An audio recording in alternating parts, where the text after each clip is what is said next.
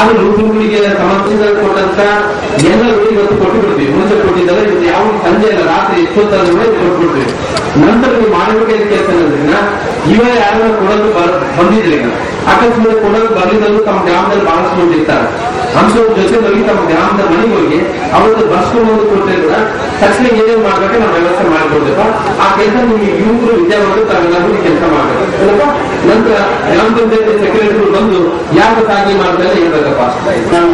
ದಯವಿಟ್ಟು ಸರ್ ತಿಂಗ್ರಿ ಮಾಡ್ಸತ್ತೆ ಮಳೆ ಬಂದ ಮೇಲೆ ಅದು ಮೊನ್ನೆ ತೆಗೆಸಿದ್ರ 3 ತಿಂಗಳಾದ್ಮೇಲೆ ಇವಾಗೂ ತೋರಿಸ್ತೀನಿ ಬರೀ ಚರಂಡಿ ಕ್ಲೀನ್ ಇದಾರ ಇಲ್ಲ ಸರ್ ಮಾಡ್ಸಿದ್ರಿ ನೀವು ಹೇಳ್ಬೇಡಿ ಸರ್. ದಯವಿಟ್ಟು ಸಾಕು ಬಂದಿದ್ರೆ ಅಂತ ಹೇಳಕ್ ಹೋಗ್ಬೇಡಿ. ಒಂದು ನಿಮಿಷ ತಾವು ನಾನು ಇವತ್ತೇ ನಮ್ಮ ಸೆಕ್ರೆಟರಿ ಆದೇಶ ಕೊಡ್ತೀನಿ.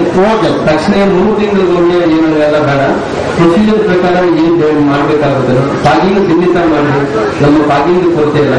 ನಂತರ ಊರಿನ ಸ್ವಚ್ಛತೆ ಇಟ್ಕೊಳ್ಳಕ ಕಸ ಬಳಸ್ಬೇಕು. ನಂತರ ಬೇರೆ ಬೇರೆ ಏನೇನು ಮಾಡಕ್ಕಾಗುತ್ತೋ ತಮ್ಮ ಕೈಲಿದ್ದು. ಯಾಕಂದ್ರೆ ಇವಾಗ ಮನೆಗೆ ತಮ್ಮ ಗ್ರಾಮ ಪಂಚಾಯತಿ ತಾವು ಸೆಕ್ರೆಟರಿ ಮನೆ ಸನ್ಮಾನ ಮಾಡಿಸ್ಕೊಂಡಿದ್ರಲ್ಲ,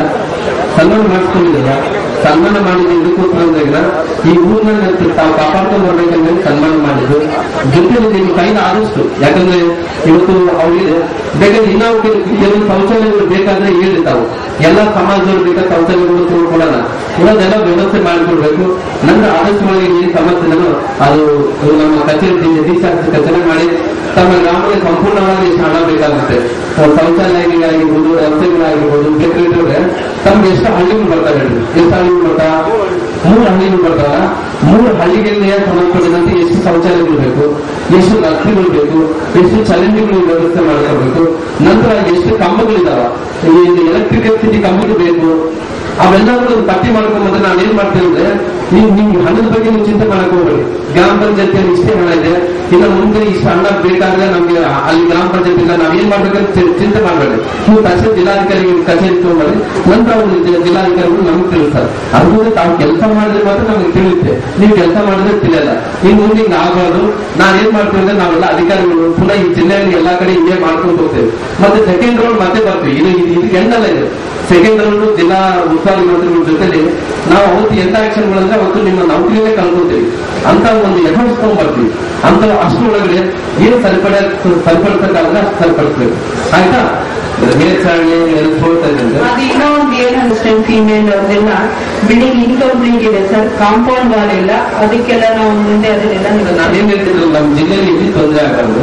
ನಮ್ಮ ಜಿಲ್ಲೆಗೆ ಸಂಬಂಧಪಟ್ಟಿದಂತ ಎಲ್ಲ ಕಾಂಪೌಂಡ್ ವಾಲು ಏನು ಉಳಿಯೋದಕ್ಕೆ ಏನೇನು ರಾತ್ರಿ ಉಳಿಬೇಕಂದ್ರೆ ಅವ್ರು ಕರೆಂಟ್ ಬೇಕು, ಫ್ಯಾನ್ ಬೇಕು, ಬೆಡ್ ಬೇಕು, ಕಾಟ್ ಬೇಕು.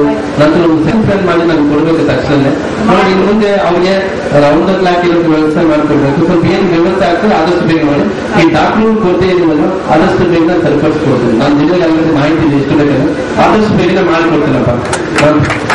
ಇವಾಗ ಏನ್ ಮೊದಲ ಪ್ರೊಸೀಜರ್ ಎಷ್ಟು ನೆಕ್ಸ್ಟ್ ತಿಳ್ಕೊಂಡು ತಕ್ಷಣ ಅದು ಏನ್ ಮಾಡ್ಬೇಕು ತಕ್ಷಣ ಮಾಡಿಕೊಡ್ತೀನಿ. ನಂತರ ಇದೆ ಇವಾಗ ಸರ್ಕಾರದ ಜೊತೆಲಿ ಮಂತ್ರಿಗಳು ಇದ್ದಾರೆ. ನಾನು ಏನೇನು ಪೆಂಡಿಂಗ್ ಇದೆ ನನಗೆ ಕೊಟ್ಟೆ. ನಾನು ಈ ಭಾಗದ ಶಾಸಕ, ಮಂತ್ರಿಗಳು ಮತ್ತೊಬ್ಬರು, ನಾನು ಈ ಭಾಗದ ಶಾಸಕರು, ಸರ್ಕಾರ ಇದೆ. ನಾನು ಸಂಬಂಧಪಟ್ಟಿದ್ದಂತ ಮಂತ್ರಿಗಳ ಹತ್ರ ಕೂತು ಜಗಳ ಮಾಡಿ ಮಾಡ್ಕೊಂಡು ಬರ್ತೀನಿ. ನೀನು ಯಾವತ್ತೂ ನನಗೆ ಬಂದು ಕೊಟ್ಟಿದೀಯಾ?